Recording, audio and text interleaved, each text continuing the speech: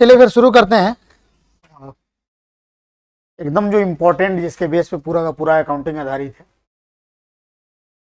समझिए कि इसके लिए जो भी चीज इंपॉर्टेंट था अभी तक, तो चाहे बेसिक अकाउंटिंग टर्म्स हो या अकाउंटिंग कॉन्सेप्ट्स हो, ये सारा हमने आपको बता रखा है। ठीक है, आपका कुछ छूटा है तो शायद आपके फ्रेंड्स वीडियो शेयर किए होंगे, एक बार आप देख लीजिएगा। नहीं समझ में आए फिर से आप मुझसे पूछ सकते हैं क्वेश्चन, मैं आपको बता दूँ। हम आपको क्या बात कर रहे हैं, अकाउंटिंग के बारे में हम लोग बात कर रहे हैं। अभी हम लोग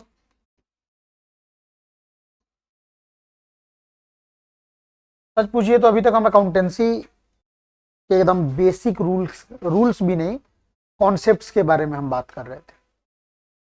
मैंने आपको बताया कि अकाउंटिंग का एक प्रोसेस है, तो इस प्रोसेस करने के लिए, इस प्रोसेस को करने के लिए हमारे पास जो सिस्टम है, सिस्टम ऑफ अकाउंटिंग है, उस सिस्टम का नाम क्या होता है हमारा? डबल एंट्री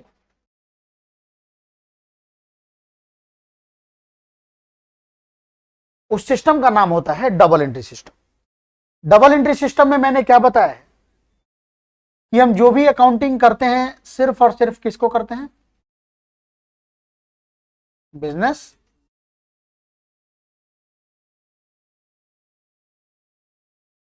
हम सारा अकाउंटिंग करते हैं सिर्फ और सिर्फ बिजनेस ट्रांजेक्शन्स का। बिजनेस ट्रांजेक्शन में ये प्रोसेस भी बता रहा हूं, प्रोसेस ऑफ अकाउंटिंग यही था ना हमारा। बिजनेस ट्रांजेक्शन में भी हमारा क्या है भाई, जिसको converted in terms of money, हम उसी का अकाउंटिंग करेंगे। और उसमें सबसे पहला चीज जो आता है वो आता है हमारा क्या?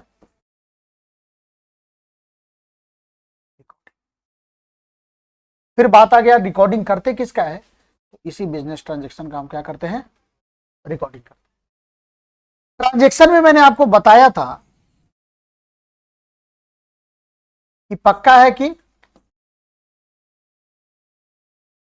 दो पार्टी अवेलेबल होता है कि नहीं? और इस दो पार्टी को हम क्या करते हैं भाई? एक को क्या करते हैं?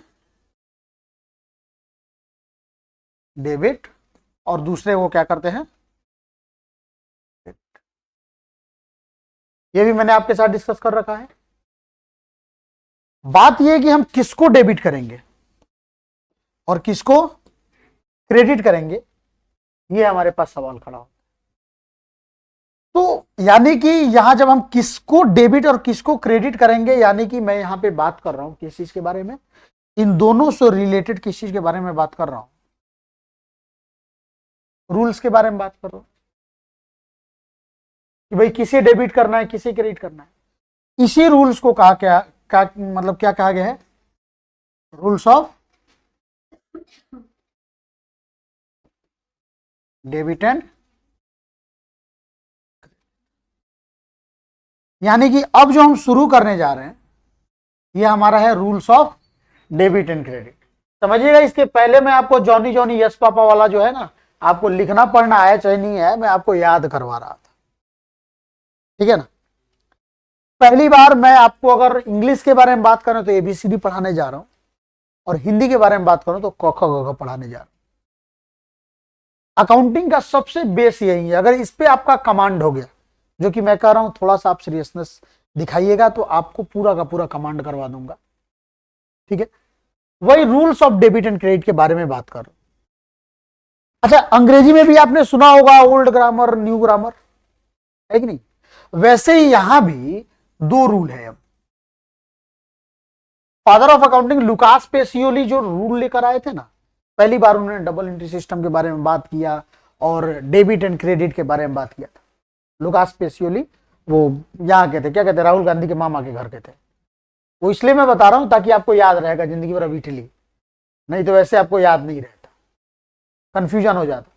तो बेहतर होगा कि लुकास पेसियोली का घर इटली ना होके याद करिएगा राहुल गांधी के मामा का घर था, और उससे याद रहेगा। ठीक है ना? तो इसमें क्या है कि एक ओल्ड कॉन्सेप्ट है और एक न्यू रूल है। ठीक है, ओल्ड के बारे में आपको भी पता है, इसको कहते हैं ट्रेडिशनल रूल। जन्म जन्मांतर से चला आ रहा है, जब से मतलब ये आया है rules of debit and credit, जो पहले जमाने से चला आ रहा है उसको ट्रेडिशन है ना, ट्रेडिशन। तो इसीलिए उस ओल्ड रूल को हम कहते हैं ट्रेडिशनल रूल। जैसे there are 5 types of noun old grammar, but उसको थोड़ा सा आसान बनाया गया। नए ग्रामर में सिर्फ नाउन को कितने भागों में बांटा गया, प्रॉपर, काउंटेबल एंड अनकाउंटेबल, इसको क्लियर कर दिया गया ताकि बच्चों को अब आसानी होगी समझने में। ठीक उसी प्रकार ट्रेडिशनल रूल जो है ना, ये हर जगह एप्लीकेबल नहीं होता था, मतलब एप्लीकेबल तो हर जगह होता था, लेकिन इससे कुछ खासा फायदा, एक लिमिट होता था इसका कि वहां जाने के बाद रुक जाता था, फिर अलग अलग टॉपिक के लिए अलग अलग कॉन्सेप्ट हमें फिर से पढ़ने पड़ते थे। तो क्यों ना एक ऐसा हाइब्रिड रूल निकाला जाए। ये ट्रेडिशनल रूल जनरली आपको सबसे ज्यादा फायदेमंद होता था वही जर्नल एंट्री पे, रिकॉर्डिंग वाले प्रोसेस पे, लेकिन ये थोड़ा सा आगे बढ़ा।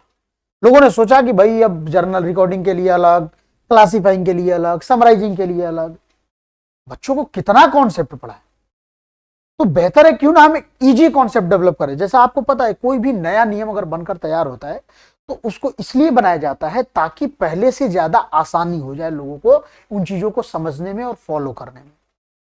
ठीक वैसा ही हुआ, ट्रेडिशनल कॉन्सेप्ट में कुछ चेंजेस करके और क्या बनाया गया, एक नया कॉन्सेप्ट बनाया गया जिस रूल का नाम रखा गया मॉडर्न, जिसका नाम क्या रखा गया, मॉडर्न रूल्स। इस ट्रेडिशनल रूल का एक और आप ट्रेडिशनल नाम आप सुने होइएगा, इसका नाम होता है क्या, ट्रेडिशनल रूल का क्या नाम होता है, तो आपने सुना होगा एक गोल्डन रूल्स ऑफ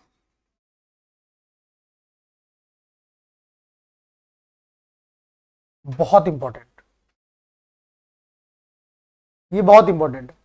जनरली आजकल क्या किया जा रहा है कि सीबीएसई पैटर्न में सिर्फ और सिर्फ बच्चों को मॉडर्न रूल के बारे में पढ़ाया जा रहा है, और बिहार बोर्ड में इन दोनों रूल के बारे में बात किया जाता है, स्टेट बोर्ड में।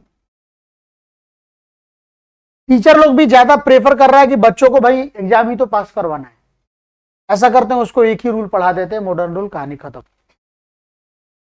ठीक है, लेकिन मैं कहता हूं आप दोनों रूल पढ़ो, क्योंकि इसके बेस पे क्या होता है कि बहुत सारे ऐसे क्वेश्चंस होंगे जिसमें आपको मॉडर्न रूल कंफ्यूज करेगा, वहां पे आपको गोल्डन रूल साथ दे देगा, और बहुत सारा कंफ्यूजन क्रिएट होगा ट्रेडिशनल रूल में, उसको कौन क्लियर करेगा, मॉडर्न रूल क्लियर करेगा। तो मैं आपको दोनों रूल आज ही क्लियर कर देता हूं, खत्म कर देता हूं, थोड़ा सा टाइम दे दीजिएगा आप लोग, ठीक है, और एकदम से खत्म कर देंगे, और कल हमारा जर्नल एंट्री खत्म हो जाएगा। घर पे जाके थोड़ा प्रैक्टिस आप लोग कर लीजिएगा, मैं 2 तरीके से जर्नल एंट्री बताऊंगा, घर पे आज आप जाके प्रैक्टिस कर लीजिएगा, कल आप आइएगा तो कल आपका पूरा जर्नल एंट्री खत्म और प्लस पूरा लेजर और ट्रायल बैलेंस खत्म। कल 5-10 मिनट लगेगा लेजर में, और 5 से 10 मिनट लगेगा आपको ट्रायल बैलेंस में, कुछ रूल्स बता दूंगा। और ये नहीं कि 5-10 मिनट का मैं पढ़ाऊंगा तो आपको समझ में नहीं आएगा, ऐसा बेफिक्र रहिएगा आप लोग, वो 5-10 मिनट आपके लिए इनफ टाइम होगा। किसी भी टॉपिक को आप आसानी से, किसी भी किताब के किसी भी क्वेश्चन को आप आसानी से बना लीजिएगा, इतना भरोसा रखिएगा। जल्दीबाजी में नो डाउट मैं पढ़ा रहा हूँ, थोड़ा कॉन्सेप्ट कुछ जो डिटेल में मैं बच्चों को पढ़ाता हूँ वो डिटेल में नहीं पढ़ा रहा हूँ, लेकिन हाँ इतना जरूर पढ़ा रहा हूँ कि आप किसी भी बच्चों को पढ़ा भी सकते हो, मैंने बोला था वही मैं कर रहा हूँ। तो मैं आज आपको पढ़ा रहा हूँ rules of debit and credit.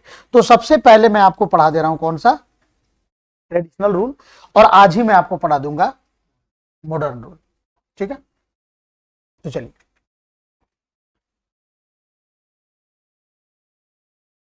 Rules में हो गया हमारा कौन सा है, गोल्डन रूल्स, और दूसरा हो गया हमारा, पहले इसका बेस मैं आपको दे दूं, मॉडर्न रूल्स, गोल्डन रूल्स और मॉडर्न रूल्स। अंतर कुछ खासा नहीं होता इसमें, इसमें कुछ खासा अंतर नहीं होता। इसमें क्या होगा, इसमें भी हम अकाउंट को क्या करते हैं, अलग अलग भागों में बांटते हैं। कौन कौन सा भाग है वो?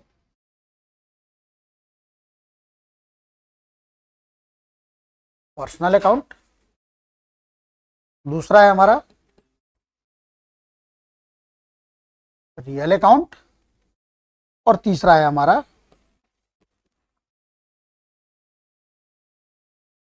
Nominal account. तो गोल्डन रूल समझने के लिए हमें क्या करना पड़ेगा? अकाउंट्स। अच्छा, ये अकाउंट क्या, तो मैंने बताया था ना, रिकॉर्ड्स ऑफ ट्रांजेक्शन।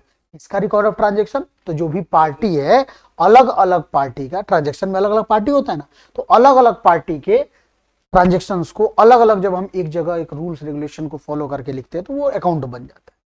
तो मतलब यूं समझिए, अभी अकाउंट आपको डिटेल में आपने नहीं पढ़ा है, तो बस समझिए कि पार्टी को हमने क्या कर दिया, उसके हिसाब से हमने अलग अलग चीजों में बांट देंगे, पर्सनल, रियल एंड नॉमिनल। लेकिन यहां पे हमको फिर क्या करना है, यहां भी हमको अकाउंट बांटना है। यहां पे हम अकाउंट को क्या करेंगे,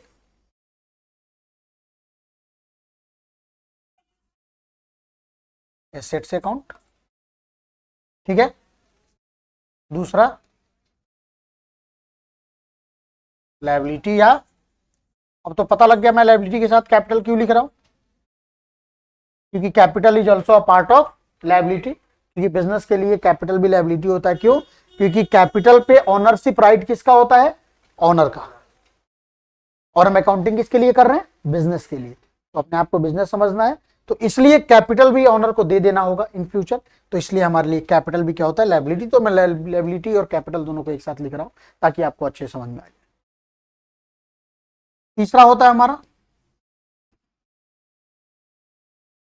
इनकम अकाउंट, और चौथा होता है हमारा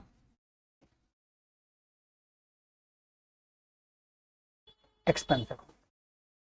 अच्छा, ऐसा नहीं है कि बहुत कुछ स्पेशल मैं आपको बता, ये चारों के बारे में तो हमने बहुत अच्छे से जिक्र कर लिया, बताया तो था। ये दोनों किस पे रहेगा?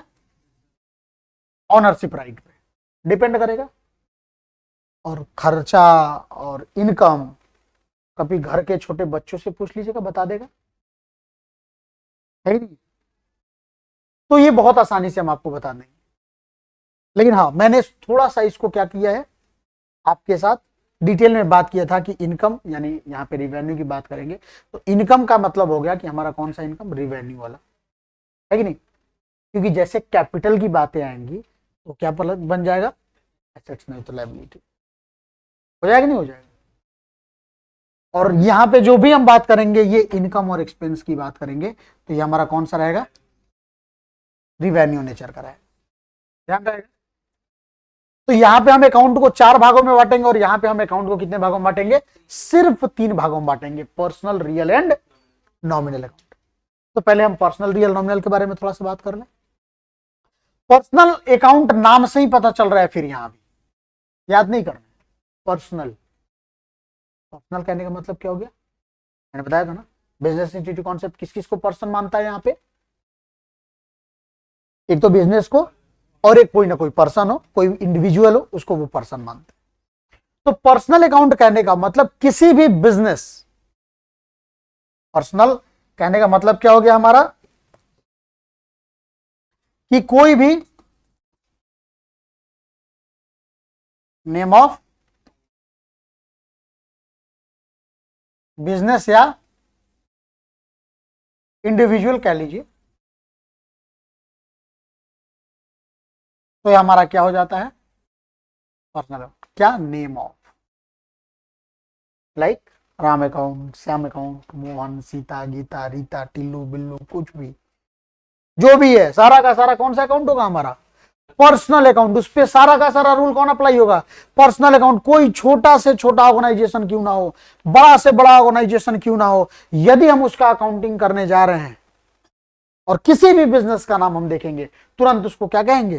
Personal account. Like Airtel account, idea account, है कि नहीं, Vodafone account, Tata account, Hyundai account, हुंडा अकाउंट, ये सारा का सारा किस अकाउंट में आएगा? पर्सनल अकाउंट में आएगा। ये एकदम जान जाइए, पहला। दूसरा एक और आता है पर्सनल में, तो इसमें जानते हैं, यहां जैसे मैं नाम रखा, किस चीज का नाम रखा? यहां पे बिजनेस का नाम रखा, तो समझिएगा ये कौन सा हो गया? आर्टिफिशियल पर्सन हो गया, है ना। और ये कौन सा पर्सन हो गया? Natural person. अब क्यों होगा ये आपको अच्छे से पता होगा, क्योंकि इसको हमने बनाया है और इसको ऊपर वाले ने बनाया, इसलिए नेचुरल। वैसे इसका अकाउंटिंग में कोई महत्व तो नहीं है, बस जान पहचान के लिए लोगों ने जबरदस्ती बच्चों को कॉन्सेप्ट रखा हुआ है, ये नहीं भी पता होता तो कोई बात नहीं। एक और आता है रिप्रेजेंटेटिव पर्सन। एक और कौन सा आता है? Representative person. अभी बताऊंगा तो समझ में नहीं आएगा, तो स्किप कर देते हैं। पहले मैं इसको बता देता हूं, फिर उसको बताऊंगा, डोंट वरी। मैं बोला हूं ना पहले कि कुछ चीजों को मैं छोड़ूंगा, इसलिए नहीं छोड़ूंगा कि मुझे नहीं आता या आपको नहीं बताना चाहता, इसलिए छोड़ूंगा क्योंकि अभी बताऊंगा तो ज्यादा समझ में नहीं आएगा, कुछ देर बाद बताऊंगा तो आप अच्छे से समझ जाइए, ध्यान रहेगा। नेक्स्ट हम चलते हैं। हमारा नेक्स्ट आता है क्या? Real account. रियल अकाउंट में क्या होगा? रियल, याद रखिएगा यहां पे ऑल एसेट्स। अब एसेट्स के बारे में हमने आपको बता रखा है, चाहे करेंट हो चाहे नॉन करेंट, चाहे करेंट हो चाहे नॉन करेंट हो, एसेट्स है। मतलब कौन सा है? मतलब नॉन करेंट में क्या हो गया? चाहे टेंजिबल हो चाहे इनटेंजिबल हो, कोई फर्क नहीं पड़ेगा, तो हो गया हमारा ऑल एसेट्स, कोई भी एसेट्स हो। लेकिन बच्चे कंफ्यूज हो जाते हैं एक चीज में, पता है क्या? वो चीज है हमारा बैंक अकाउंट को लेके। यहां पे लिखता हूं,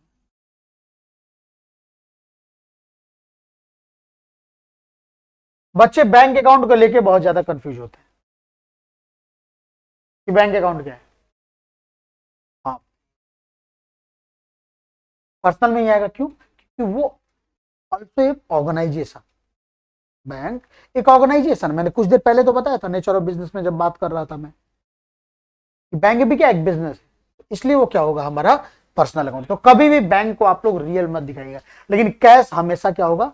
रियल हो, ये ध्यान रखिए, ठीक है ना। नेक्स्ट है हमारा क्या? Nominal account. यहां पे दो भागों में हम बांट देते हैं। ये वाला जो है ना, ये एक हो जाता है हमारा इनकम और एक हो जाता है हमारा एक्सपेंस, या समझिए इसका एक भाई है कौन? लॉस। और वैसे ही इनकम, प्रॉफिट, या अच्छा प्रॉफिट का नाम तो आपने सुना है, गेन का नाम सुना है क्या आप? क्या है गेन? गेन क्या होता है? देखिए एकदम खास चचेरा भाई है दोनों, प्रॉफिट और गेन। एक ही घर में रहते हैं, एक साथ रहते हैं, लेकिन नाम बदल गए। जानते हैं क्यों? नॉर्मल बिजनेस एक्टिविटी से यदि मैं कोई प्रॉफिट अर्न करता हूं ना, that is called profit. But कोई ऐसा प्रॉफिट हो रहा है जो हमारा कमाने का उद्देश्य नहीं था। हमने बिजनेस ओपन किया था तो ये सोच के नहीं ओपन किया था कि मैं ये वाला प्रॉफिट मैं अर्न करूंगा, फिर भी हो गया तो फेंकूंगा तो नहीं, तो हमारा क्या हो जाएगा? गेन। लाइक मैं फीस अर्न कर रहा हूं, इसमें सारे खर्चों को घटा के जो मेरे पास आ रहा है, दैट इज कॉल्ड प्रॉफिट, क्योंकि मैं मेरा यहाँ पे मेन एक्टिविटी ऑफ बिजनेस यही है।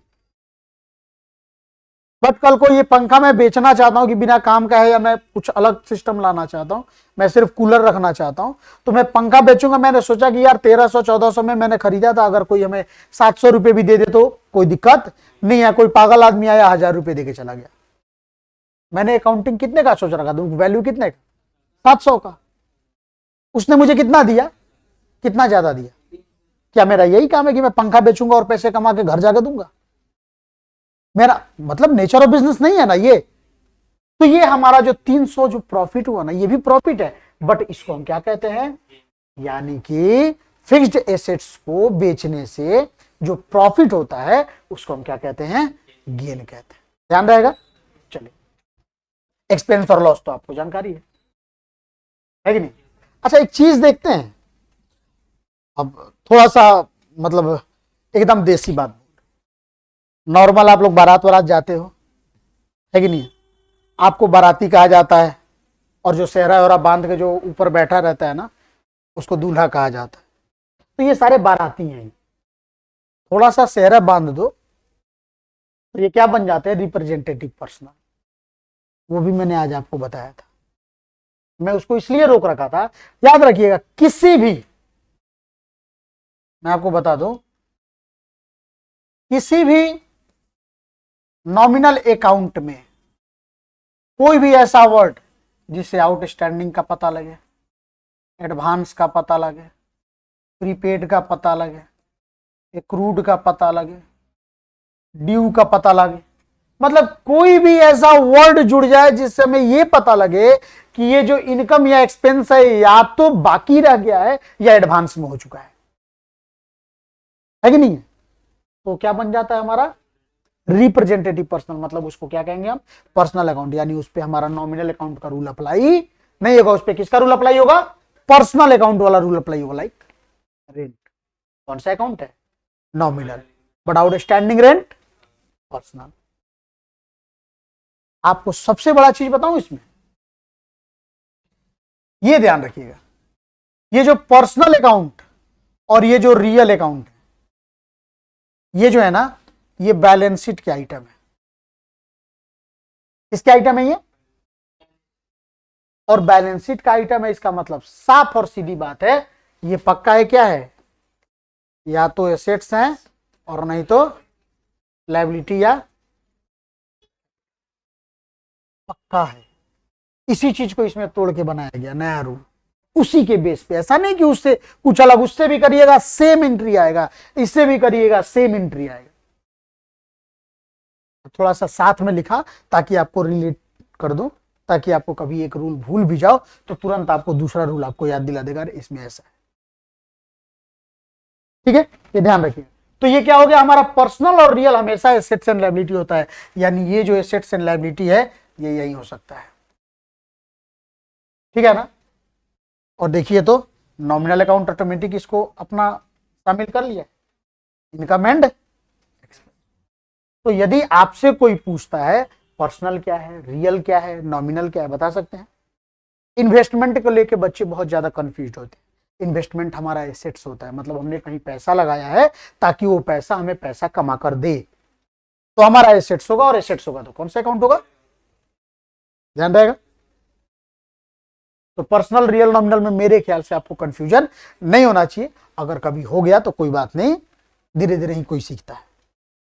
फर्स्ट डे एक्सपर्ट बनना किसी के बस की बात नहीं होती है, तो अगर कभी अगर गलती होती है तो इससे आपको निराश नहीं होना है, कोई बात नहीं, हम हैं यहां। ठीक है, आप कोई भी क्वेश्चन आप रेज करिएगा, मैं आपको आंसर उसका दे दूंगा। उसके बाद आता है, बाबा यहां पे आइए, ये एसेट्स क्या होता है, लायबिलिटी क्या होता है, और कैपिटल क्या होता है। एसेट्स और लायबिलिटी ये दोनों एक ही चीज पे डिपेंड करता है। इन दोनों के बीच में मैं जो एक बॉर्डर पॉइंट कल खड़ा किया था, क्या था हमारा, यहां पे आपको डिफिनीशन नहीं देना है, यहां पे आपको समझना है कि एसेट्स क्या होता है। तो मैंने एसेट्स के बारे में क्या कहा था, जिसपे हमारा ओनरशिप राइट है, वो भले हमारा हो, हमारे पास हो, चाहे किसी और के पास हो, अगर ओनरशिप राइट है, राइट टू पोसेशन हो नहीं हो फर्क नहीं पड़ता, ओनरशिप राइट है मतलब हमारा क्या है, एसेट्स। लेकिन यदि किसी भी चीज का राइट टू पोसेशन मेरे पास है, रख रखाव का अधिकार है, बट ओनरशिप राइट नहीं है, तो हमारा क्या हो जाता है, क्यों, क्योंकि उसके लिए हमें इन फ्यूचर पेमेंट करना पड़ेगा, चाहे वही चीज मैं करूं या उसके बदले कैश या अदर देन कैश मुझे देना पड़ेगा। तो इसीलिए तो लायबिलिटी को कहा जाता है, जो इन फ्यूचर पेमेंट करना पड़े वो हमारा क्या होगा, लायबिलिटी। और कैपिटल क्या होता है,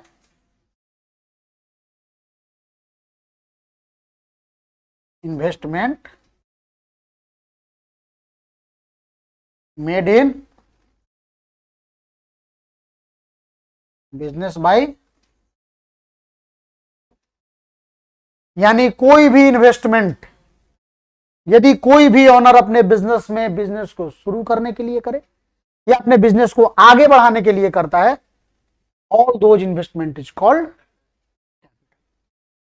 क्लियर, बता भी दिया था समझा के मैंने कि कभी भी बिजनेस अपने मालिक का नाम नहीं रखता, क्या रखता है उसके बदले, कैपिटल का नाम यूज करता है। कोई दिक्कत नहीं ना? तो ये चीज हो गया।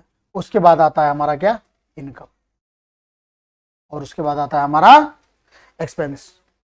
तो इनकम की बात जहां भी आए यहां पे आपको समझ लेना है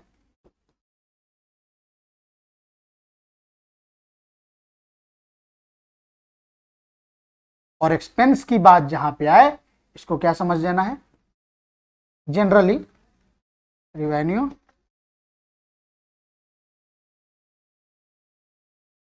विच इज कंज्यूम्ड, जो ऑलरेडी हमारे पास कंज्यूम हो चुका है वो हमारा क्या हो जाता है। ध्यान रहेगा, ये कोई दिक्कत नहीं ना। तो अब आगे चले, फिर एक बार प्रैक्टिस कर लीजिएगा लोग घर पे। करवाऊंगा, अभी क्वेश्चन करवाऊंगा, डोंट वरी। नेक्स्ट, अब मैं रूल बता दूं आपको, रूल टेबल।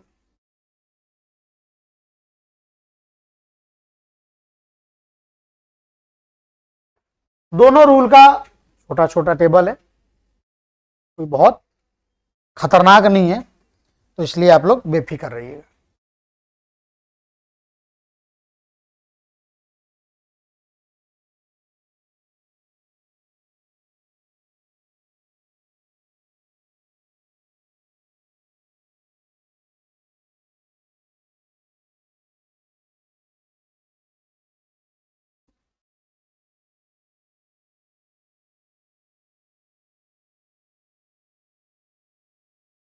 करो है ना, आइए इसको।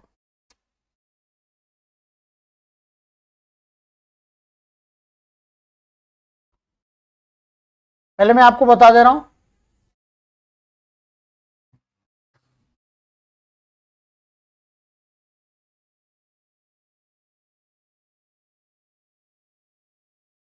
ये हो गया हमारा अकाउंट, ये हो गया हमारा डेबिट, और ये हो गया हमारा क्रेडिट। ठीक है,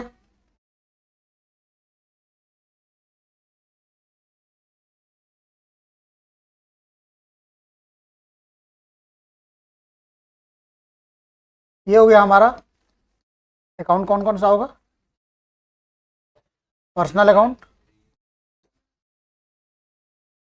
रियल अकाउंट, और तीसरा होगा हमारा nominal account.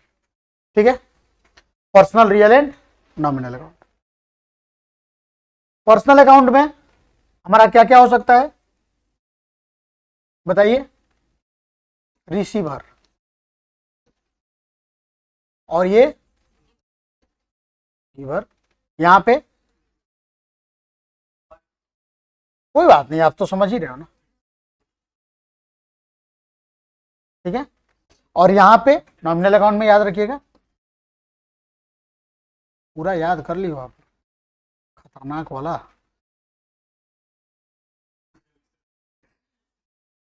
Income, profit, gain. अरे नॉलेज है भाई ऐसा।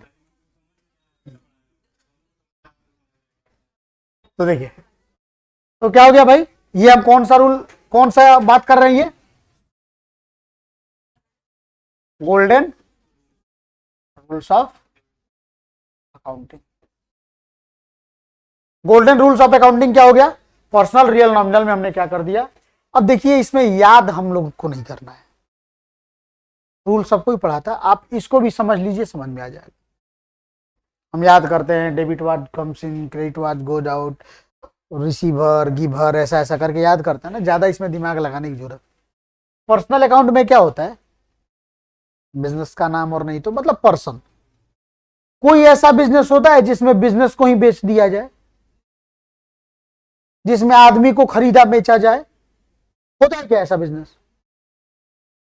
इंसान क्या कर सकता है, नहीं वो ओकेजनली, वो इलीगल है, और इलीगल चीजों को आप बिजनेस नहीं कह सकते। आप पार्टनरशिप में भी चलिएगा ना, तो आपको पता, अच्छा आपने तो इकोनॉमिक्स पढ़ा होगा, आर्ट्स हो चाहे आपका जो भी हो, इकोनॉमिक्स में आपने एक पढ़ा होगा इकोनॉमिक एक्टिविटी, सब कोई पढ़ा देता है इसको भी। इकोनॉमिक एक्टिविटी क्या है, तो जिससे हमारा मोटिव प्रॉफिट अर्निंग हो, वेल्थ अर्निंग जिसका मोटिव हो, हमारा क्या होता है इकोनॉमिक एक्टिविटी। और नॉन इकोनॉमिक एक्टिविटी हो गया जिसमें हमारा प्रॉफिट मोटिव नहीं हो या क्या वेल्थ, हाँ सर्विस मोटिव हो, मतलब तो हमारा नॉन इकोनॉमिक एक्टिविटी हो जाता है। लेकिन थोड़ा सा डीप में जाकर पढ़िएगा तो आपको पता चलेगा कि इकोनॉमिक एक्टिविटी उसे नहीं कहते कि पैसा कमाया हमारा हो गया भाई उद्देश्य तो उसको इकोनॉमिक एक्टिविटी कह दिया, नहीं, फिर तो चोर इकोनॉमिक एक्टिविटी करता है। हाँ डकैत किसी का अगर ले रहा है, अगर सुपारी ले रहा है, वो भी इकोनॉमिक एक्टिविटी है। याद रखिएगा बिजनेस में एक टर्म यूज किया जाता है लीगल। अगर बिजनेस लीगल है तो ही इकोनॉमिक है, तो ही वो बिजनेस बिजनेस है। और इंसान को खरीदा बेचा जाने वाला कोई बिजनेस नहीं होता, बेफिक्र रहिए। तो इंसान या तो रिसीव कर सकता है और नहीं तो इंसान क्या कर सकता है, पे कर सकता है, ठीक है ना। तो उसी के बेस्ड पे इस रूल को डेवलप किया गया। और पर्सनल अकाउंट में चूंकि हम सिर्फ और सिर्फ पर्सन की बात करते हैं तो इसीलिए क्या करते हैं, रिसीवर को हम क्या करते हैं, डेबिट। जो पाने वाला है उसको डेबिट कर दो और जो देने वाला है उसको क्रेडिट कर दो, कहानी खत्म, ठीक है। फिर नेक्स्ट आता है रियल अकाउंट। सामान कभी लेन देन नहीं कर सकता, चाहे कितना भी महंगा कैमरा क्यों ना लगा लिया, कितना भी महंगा डिजिटल बोर्ड क्यों ना लगा लिया, मैं कितना भी आपको पढ़ाता रह जाऊं, पीछे से कोई मुझे डिस्टर्ब नहीं करेगा, भाई पानी भी पिला दे गर्म हो रहा हूं मैं, बोलेगा क्या कभी? कुछ इससे लेन देन नहीं हो सकता। या तो ये मेरे पास आ सकता है और नहीं तो मेरे पास से जा सकता है। दैट्स वाई रियल अकाउंट के लिए रूल डेवलप किया गया, क्या, debit what comes in and credit what goes out. तो इसमें भी कंफ्यूजन नहीं होगा, क्लियर। नंबर थर्ड, नॉमिनल में है भाई, एक्सपेंस और लॉसेस का कोई नियम ही नहीं है, बस ये जान जाओ। हो सकता है कभी कभार आपको पूरब से पश्चिम हो जाए सूर्य भगवान, लेकिन ये मालिक कभी नहीं उलटने वाले। ये हमेशा एक्सपेंस और लॉस डेबिट ही होगा और इनकम प्रॉफिट गेन हमेशा क्रेडिट ही होगा। और ये दिखाऊंगा आपको, अब मॉडर्न रूल में लिख रहा हूं तो मॉडर्न रूल में भी कुछ ऐसा ही होगा।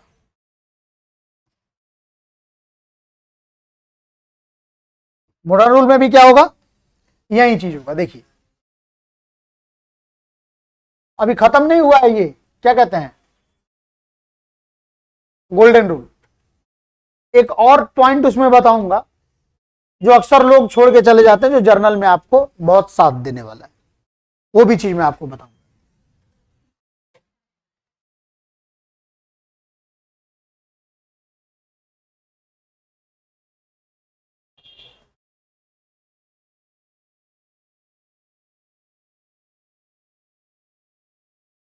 यहां भी क्या हो गया आपको, अकाउंट,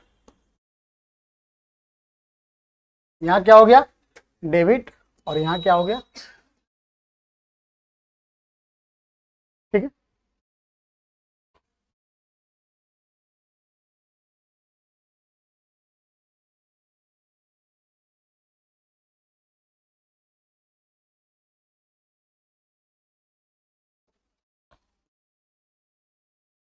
एक नंबर में हो गया एसेट्स अकाउंट, दो नंबर में हो गया, या इसी में सेम रूल अप्लाई होता है, नंबर 3 में हो जाएगा आपको, बताइए, और नंबर 4 में हो जाएगा,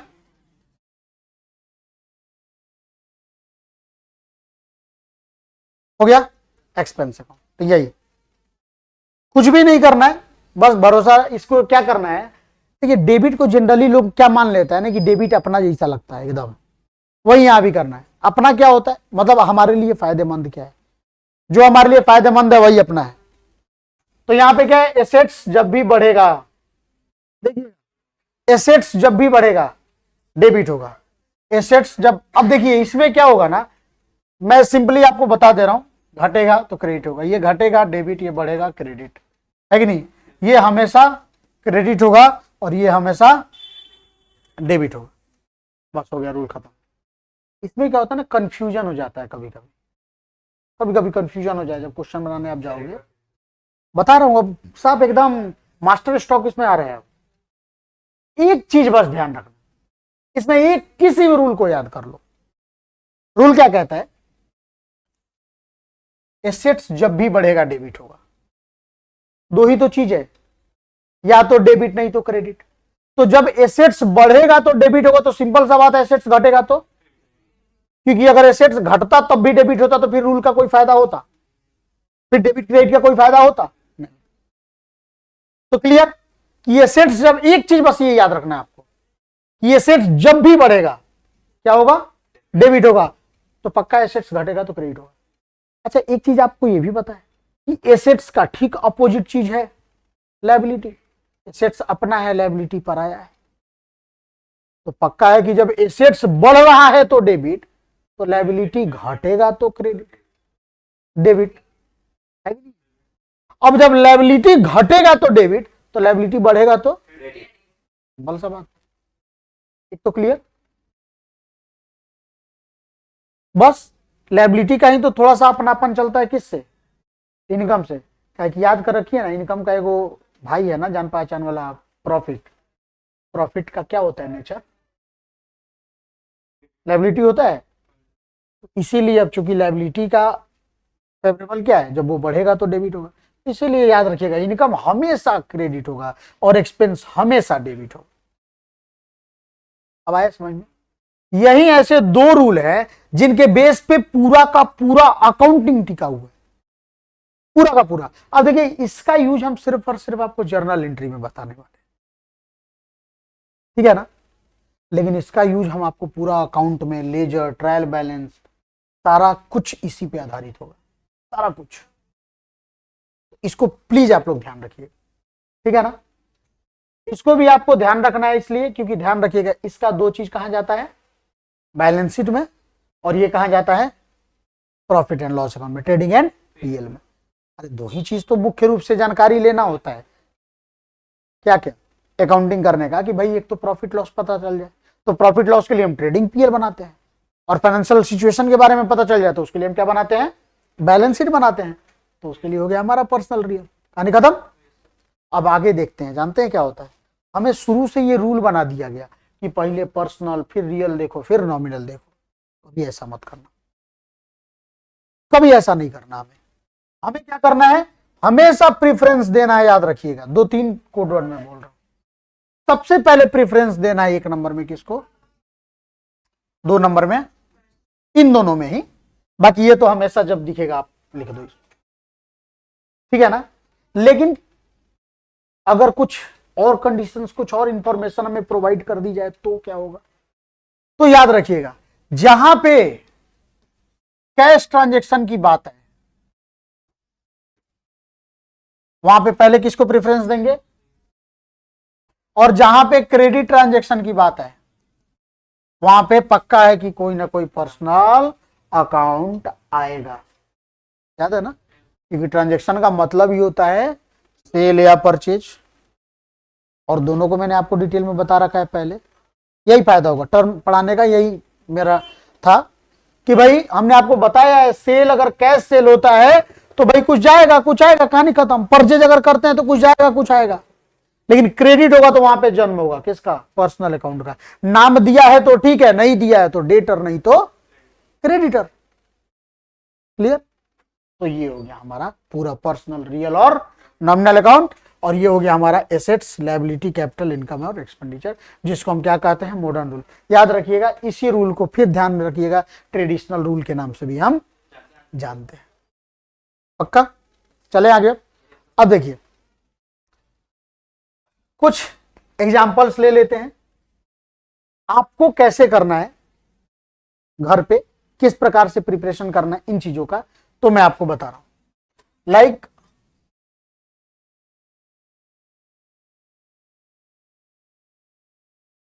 अगर मैं आपसे बात करूं, परचेज गुड्स फ्रॉम राम। अच्छा एक चीज चलिए बेसिक में बता ही देता हूं। दूसरा हो सकता है परचेज गुड्स, तीसरा ट्रांजेक्शन हो सकता है परचेज गुड्स फॉर कैश, चौथा ट्रांजेक्शन इससे रिलेटेड हो सकता है परचेज गुड्स फॉर क्रेडिट। पांचवा purchase goods from Ram for cash. और एक और हो सकता है हमारा purchase goods from Ram on credit. Same है, थोड़ा बहुत बदलाव मेरे ख्याल से आप लोग जानते होंगे, नहीं भी जानते होंगे, तो इन सबका जर्नल एंट्री अलग अलग होगा, एक से मतलब जल्दी सब कॉमन नहीं होगा, कुछ ना कुछ बदलाव रहेगा। इसमें हमें ट्रांजेक्शन पहचानना है, क्योंकि मैंने आपको बोला ना यहां पे कुछ ट्रांजेक्शन ऐसे हैं जो कैसे ट्रांजेक्शन है हमारे कैश हैं, और कुछ ऐसे हैं जो हमारे क्या हैं क्रेडिट ट्रांजेक्शन। तो इसमें कौन सा कैश है और कौन सा क्रेडिट है, इसके लिए वैसे किताब में रूल दिया है, लेकिन फिर मैं बता रहा हूं किताब का रूल याद करिएगा तो ये 10 दिनों में इतना रूल याद करना संभव नहीं है नहीं, दिमाग से चलना होगा, समझ के चलना होगा, वही झगड़ा वाला कॉन्सेप्ट अप्लाई करना होगा। याद करने का सोचिएगा, पॉसिबल नहीं है। मैं किसी व्यक्ति का नाम कब लेता हूं? जब मैं उधार लेता हूं या उधार देता हूं, है कि नहीं? जब नगद की बात आ जाए तो क्या किसी व्यक्ति का नाम लिया जाता है? रिश्ता ही खत्म हो जाता है सेलर परचेजर का, वहां उसके बाद होता है कि नहीं होता है? वही कॉन्सेप्ट आपको यहां पे देखना है। यहां पे कॉन्सेप्ट क्या कर रहा है? परचेज गुड्स फ्रॉम राम, मतलब यहां पे ये नहीं दे रखा है कि ये कैश है कि क्रेडिट है, लेकिन एक चीज दिखाई दे रहा है कि यहां पे किसी ना किसी व्यक्ति का नाम दे रखा है। और व्यक्ति का नाम कब देता है बताइए? जब हम उससे क्या करते हैं, अगर परचेज है चाहे सेल है, अगर मैं उससे उधार कर रहा हूं तो याद रखिएगा ये जो परचेज गुड्स फ्रॉम राम है ये कौन सा ट्रांजेक्शन है? क्रेडिट ट्रांजेक्शन है। और परचेज किया है, फिर मैं अकाउंटिंग टर्म्स जो मैंने आपको बताया उस पर ध्यान दीजिएगा। यानी कि जब हम अकाउंटिंग जब इसका करेंगे तो मेरे पास एक चीज दिमाग में रहना चाहिए कि ये क्रेडिट परचेज किया है, यानी हमारे पास सामान तो आया है लेकिन सामान के बदले कुछ नहीं गया है, पैसा ही नहीं, कुछ भी नहीं गया है। यानी कि वहां पे किसका जन्म हुआ? क्रेडिटर का जन्म हुआ। और वो क्रेडिटर कौन है? नाम है। नाम दिया है तो नाम लिखेंगे, नहीं दिया होता तो क्या लिखते? यहाँ पे क्रेडिटर लिखते। समझ में आया? ठीक वही चीज अब आगे चलते हैं। परचेज गुड्स, यहां भी नहीं दिया है कि कैश है कि क्रेडिट है कि नहीं, लेकिन एक चीज फिक्स है, नाम भी तो नहीं दिया है। तो जब नाम नहीं दिया है मतलब उधार तो नहीं है, ये तो पक्का है। तो ये क्या हो जाएगा? तो कुछ हो चाहे नहीं हो, हम जब इसका अकाउंटिंग टर्म में कन्वर्ट करके मतलब इसका अकाउंटिंग जब हम करेंगे तो पक्का है कि ये जो हमने परचेज किया है ना, इसमें हमारे पास गुड्स तो आया ही है और इसके बदले हमारे पास से कैश जा चुका है। याद रखिएगा, क्योंकि डिजिटल इंडिया है तो प्रयास करिएगा भरसक की बैंक अकाउंट लिखने के लिए कैश भी लिखिएगा तो कोई गलती नहीं काटेगा। ध्यान रहेगा। Next, purchase goods for cash, साफ साफ दिया है भाई नगद, कोई दिक्कत ही नहीं है, सामान आया है। अब हमारे पास से चाहे कैश चला गया हो, चाहे सर्विस गया हो, चाहे जो भी, अगर कुछ नहीं दिया है कि क्या गया है तो मतलब पक्का है क्या गया है हमारे पास से? कैश गया। ध्यान रहेगा। Next, purchase goods for credit, अब यहां पे क्रेडिट तो दिया है, ये तो पता चल गया कि भाई हमने उधार खरीदा है, लेकिन ये पता नहीं चल रहा कि नाम है कि नहीं। तो जब नाम नहीं है तो क्या करेंगे?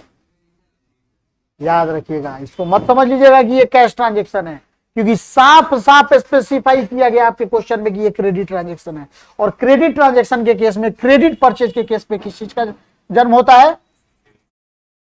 क्रेडिटर का जन्म। तो यहां पे नाम के बदले जैसे वहां राम लिखेंगे ना, यहां पे राम नहीं लिखेंगे, क्या लिखेंगे? क्रेडिटर लिखेंगे। ध्यान रहेगा। अगर सेल होता, यही चीज सेल होता तो डेटर लिखते, है कि नहीं? फिर नेक्स्ट करें purchase goods from Ram for cash. अब जब कैश की बात आ जाएगी तो क्या यहां पे इस नाम का कोई महत्व रह पाएगा? नहीं रह पाएगा। तो याद रखिएगा, कभी भी कैश ट्रांजैक्शन में आपको पर्सनल अकाउंट नहीं लिखना है। कब? जब हमारे पास रियल अकाउंट डेबिट में भी मिल जाए और रियल अकाउंट क्रेडिट में भी मिल जाए। तो फर्स्ट प्रेफरेंस, इसीलिए मैंने बोला था यहां पे कि रियल अकाउंट को फर्स्ट प्रेफरेंस, सेकंड प्रेफरेंस किसको देना है? पर्सनल अकाउंट को। ध्यान रहेगा। नेक्स्ट है हमारा purchase goods from Ram on credit. आप साफ दे दिया है तो पहचानने की भी जरूरत नहीं है। तो यहां पे हमारे इस नाम का महत्व रहेगा। तो यहां पे हमारे पास गुड्स आएगा, लेकिन हमारे पास से कुछ जाएगा नहीं, तो वहां पे नाम किसका होगा? राम का। ध्यान रहेगा। क्लियर ना? तो ये ध्यान रखिए। अब चलिए इसी पे थोड़ा सा हम आपको समझाते हैं। कोई भी एक ट्रांजेक्शन आप उठा लीजिए, इसमें से एक जगह है तो इसलिए यहां पे थोड़ा सा उसी ट्रांजेक्शन को समझा देते हैं। जैसे मान के चलिए हमारा पहला ही है परचेज गुड्स फ्रॉम राम। हमें पार्टी पहचान करना है। क्यों? क्योंकि हम किस कॉन्सेप्ट को फॉलो करने जा रहे हैं? बताइए बताइए। Double entry system.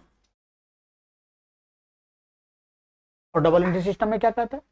हर ट्रांजेक्शन में दो पार्टी मिलेगा आपको। हर ट्रांजेक्शन में दो पार्टी मिलेगा। पार्टी का मतलब ऐसा नहीं है कि सिर्फ इंडिविजुअल होना चाहिए, वो पर्सनल भी हो सकता है, रियल भी हो सकता है और नॉमिनल भी हो सकता है। ठीक है। तो यहां पे दो पार्टी क्या मिलेगा? Purchase goods from Ram. यानी कि एक चीज तो पक्का है कि हमारे पास क्या आएगा? गुड्स। एक पार्टी तो मिल गया, दूसरा पार्टी क्या? अगर क्रेडिट नहीं होता, कैश होता तो कैश लिखते, लेकिन यहां पे क्रेडिट है तो दूसरा पार्टी कौन है? पक्का है पर्सनल अकाउंट होगा, तो इसलिए यहां पे क्या लिखेंगे? राम। थोड़े इसको इधर। दूसरा हमारा कौन सा हो गया? राम अकाउंट। यही हो गया ना? अब दोनों रूल हम अप्लाई करके चलते हैं, ठीक है ना? ऊपर वाला हमारा मॉडर्न रहेगा, सॉरी वो रहेगा गोल्डन रहेगा, और नीचे वाला हमारा एरो मॉडर्न को करेगा। आपको फायदा होगा, जल्दी जल्दी हो जाए। गुड्स कौन सा अकाउंट है? Personal, real, nominal? Real account हो गया। और अगर मॉडर्न कॉन्सेप्ट में देखें तो गुड्स क्या है? एसेट्स, लायबिलिटी, एक्सपेंस है, इनकम। एसेट्स है, कुछ भी सामान आएगा भाई एसेट्स है हमारा। हम खरीद के ला रहे हैं, ओनरशिप राइट के साथ ला रहे हैं, तो एसेट्स होगा। तो ये हमारा क्या हो गया?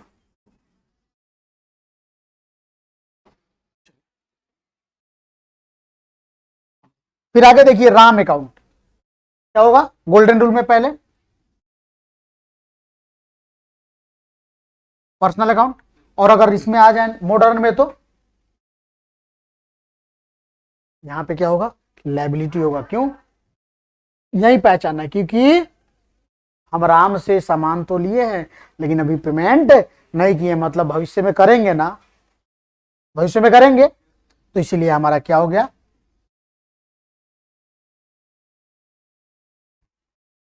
लायबिलिटी।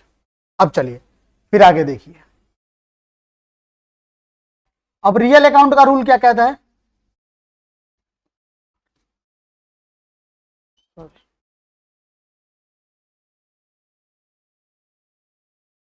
हमारे रियल अकाउंट का रूल क्या कहता है? बताइए। रियल अकाउंट का रूल क्या कहता है? समान है, तो या तो ये आएगा नहीं तो, है ना, या तो आएगा नहीं तो जाएगा। हमने क्या किया यहां पे? परचेज किया है, तो गुड्स हमारे पास आ रहा है कि जा रहा है? तो यहां लिखिए कम्स इन। और जब कम्स इन होगा तो कम्स इन क्या होता है? मतलब डेबिट होता है, क्रेडिट होता है? डेबिट होता है। तो याद रखिएगा यहां पे क्या लिख देंगे। इससे पता है ये जो एक्शन में करने के लिए आपको बोल रहा हूं ना, इससे आपका सारा कॉन्सेप्ट हर एक एक ट्रांजेक्शन पे क्लियर होता जाएगा। मैं डायरेक्ट आपसे चाहता तो यहां से जर्नल एंट्री बनवा सकता था, लेकिन आप, मैं सही बता रहा हूं, वो कुछ पल का मेहमान होता, वो वही आपको तोता बनाता, इंसान नहीं बनाता। मतलब रटाफिकेशन वाला, जो हमने कहा वो आपने किया, आने वाले 2 दिन बाद आप भूल जाते हैं। लेकिन इस पे आप अगर सिर्फ 20 क्वेश्चन भी आप कर लोगे ना, तो 20 बार आपका पूरा मॉडर्न और आपका गोल्डन रूल या ट्रेडिशनल रूल आपका रिवाइज होगा 20 बार। और किसी चीज को 20 बार आप पढ़ लें, मुझे नहीं लगता कि वो आपसे बच पाएगा, वो है कि नहीं है।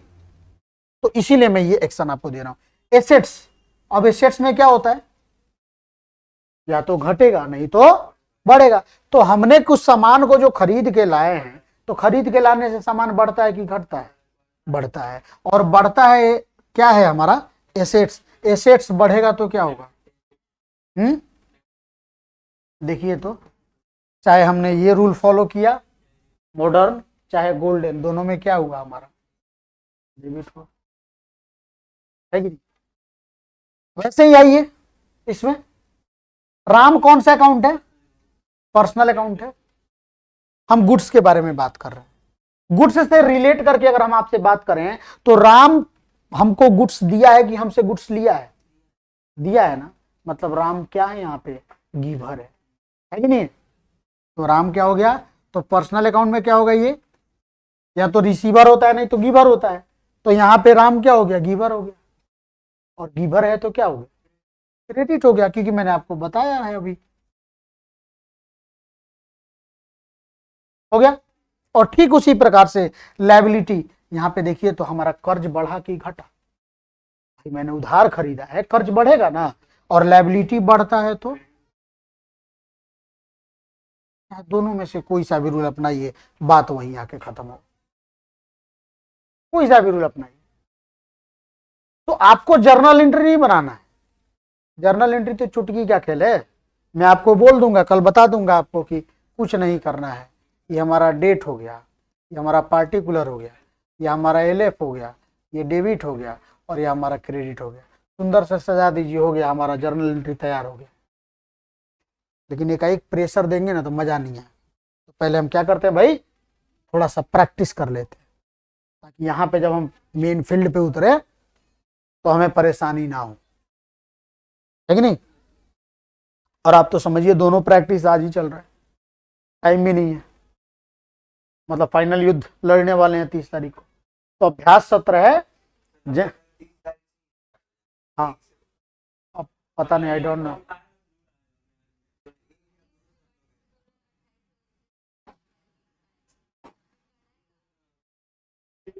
एमएस कॉलेज का अभी आया कि नहीं है,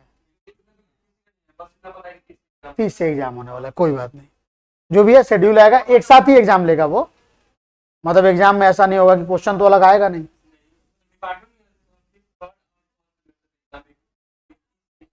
अच्छा अच्छा, भगवान करें, भगवान उन लोगों को सद्बुद्धि दे, थोड़ा सा टाइम मिल जाएगा, शेड्यूल आ जाएगा तो बेहतर हो जाएगा।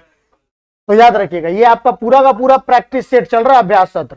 आज जिंदगी में एक बहुत बड़े मतलब महारथी ने ये बात कहा हुआ है, कि अभ्यास सत्र में बहाया गया पसीना युद्ध के मैदान में खून को बचाता है। और आपका खून जो है ना, आप एग्जाम में जब जाइएगा तो जो नर्वसनेस आएगा ना, वही आपका खून है, मतलब आप मारे गए, आप नर्वस हो गए एग्जाम में, मतलब मारे गए। तो इसलिए बेहतर है कि वहां से नर्वस होना है तो वहां भी अगर कूल माइंड रहना है, एकदम चिल रहना है, तो यहाँ पे थोड़ा सा प्रैक्टिस करना पड़ेगा। यहाँ सिर्फ आपको पसीना निकलेगा, जान जाने की डर नहीं, ध्यान रहेगा ना। तो यहाँ पे आप लोग प्रैक्टिस कर लीजिएगा। तो यह है समझ में। चलिए नेक्स्ट, अब इसके बेस्ड पे मैं आपको बता रहा हूं, पहले मैं कुछ ऐसे ही केसेस देके मैं आपको बता रहा हूं। इन चीजों को पढ़ाने के बाद अगर आप कहिएगा, तो अभी टाइम कितना हो रहा है, 2 बजने में 5 मिनट कम है, वही कब तक पढ़ सकते हैं आप लोग, 2 बजे तक। तो ठीक है, मैं 1-2 एक्शन मतलब यहाँ पे वही ट्रांजेक्शन्स के बारे में बात कर ले रहा हूं, आप इसको अच्छे से पढ़ लेना, अगर समझ लेना चीजों को। मैं कल आपको जर्नल एंट्री पूरा फाइनल करूंगा, मैं कल आपको जर्नल एंट्री फाइनल करूंगा। जर्नल एंट्री सिंपली मैं आपको नहीं बताऊंगा, ठीक है ना। कल का ही डेट है हमारे पास, भले आपको कॉलेज के बाद भी टाइम देना पड़े, प्लीज सीरियस हो जाइएगा। मतलब मैं जब, कोई बेनिफिट नहीं है मुझे, ईमानदारी से बता रहा हूं, तो आपको ही पता है, फिर भी मैं जब टाइम देने के लिए तैयार हूं, तो आपको तो भाई पूरा बेनिफिट ही बेनिफिट है। तो थोड़ा सा आप लोग क्या करिएगा, 10 से 12 जैसे मेरे पास आप लोग पढ़ाई कर रहे हैं, तो 12 बजे आप कॉलेज जाना, उसके बाद आप जब फ्री हो जाइएगा भले 1 घंटा एंजॉय कर लीजिएगा, ठीक है ना, लेकिन उसके बाद प्लीज एक बार प्रयास करिएगा आ जाने के लिए। देखिए 1 घंटे 2 घंटे में नहीं हो पाएगा क्लियर, ठीक है ना, तो थोड़ा सा आप लोग इसको क्लियर कर लीजिएगा तो 2-3 घंटा आराम से एक्स्ट्रा टाइम दे देंगे मुझे। देखो क्या है ना कि मेरा लालच एक ही है, फर्स्ट टाइम आप लोग आए हो मेरे पास, मैं चाहता हूं कि बेहतर रिजल्ट देके जाओ, ठीक है, मेरा यही है कि आप लोग बेहतर रिजल्ट लेके जाओ, क्योंकि मेरे बारे में सच बात है कुछ लोगों ने अफवाह उड़ाया है कि 99 में कोई क्या पढ़ाएगा, मुझे इससे डर लग रहा है, क्योंकि देखो निगेटिविटी एक बार मार्केट में अगर फैल गया ना, नहीं मतलब किसी एक की बात नहीं कर रहा हूं, टीचर लोग इवन पूरे भरे भरे क्लास में जब प्रचार मेरा दौड़ रहा था तो अच्छे अच्छे नामी नामी टीचर ने मेरा नाम लिया है, तो खैर मेरे लिए फायदेमंद है, बच्चे जाने तो सही, अरे बदनाम ही सही, नाम तो हुआ ना मेरा भाई, लोग तो जान गए हैं ना। लेकिन पहले लोगों ने फी के बारे में जाना, फी स्ट्रक्चर, अब लोगों को क्वालिटी बताना, जिसका आप समझिएगा एक छोटा मोटा आप लोग आ चुके हो मेरे पास, आप किसी को बोलो ना बोलो मुझे कोई फर्क नहीं पड़ता, आप सेटिस्फाई होके जाना चाहिए। आपको पता है मैं क्या पढ़ा रहा हूं, कैसा पढ़ा रहा हूं, 10 दिनों में आपको क्या क्वालिटी दूंगा, मैंने आपसे प्रॉमिस किया है, मैं जितना टाइम मांग रहा हूं आप टाइम दे देना, मैं वादा करता हूं कोई भी ऐसा टॉपिक कोई जो साल भर में पढ़ के पढ़ाता है ना, मैं वो आपको 10 दिन में वो नॉलेज दूंगा, इतना भरोसा रखिएगा। देखिए जर्नल एंट्री में अलग अलग बताऊंगा आपको, एक तो बताऊंगा मैं आपको सिंपल जर्नल एंट्री यानी सिंपल ट्रांजेक्शन जो होता है, उसके बाद मैं आपको बताऊंगा डिस्काउंट रिलेटेड, जिसमें मैं आपको बात करूंगा, मैंने बोला ना कुछ डिस्काउंट छोड़ा है, कैश डिस्काउंट, ट्रेड डिस्काउंट और रिबेट, डिस्काउंट रिलेटेड बताऊंगा। मैं आपको बैंकिंग ट्रांजैक्शन बताऊंगा, ठीक है, फिर उसके बाद सिंपल जर्नल एंट्री हो गया, डिस्काउंट रिलेटेड हो गया, कुछ स्पेशल एंट्री बताऊंगा,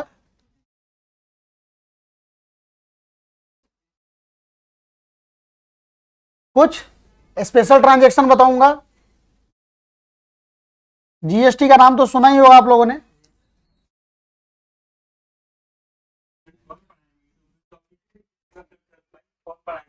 क्या